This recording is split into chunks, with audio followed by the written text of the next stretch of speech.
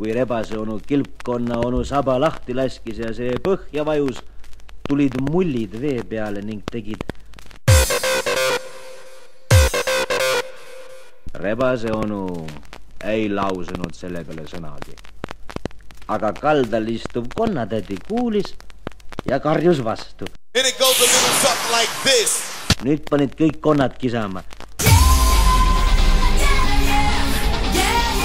Ja konnatädi karjub veel kõvemini. You gotta fight for your right! Ja kilpkonna onu juurest põhjast tõuseb uuesti mulle.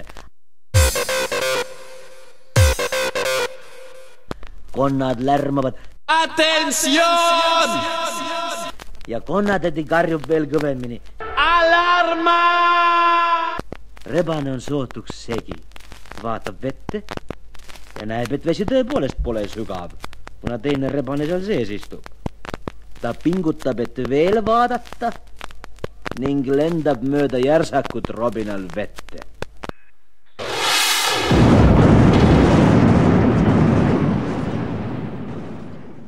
Konnad karjuvad. Ole, ole, ole, ole! Kilpkonna onu mullid teevad aga ikka.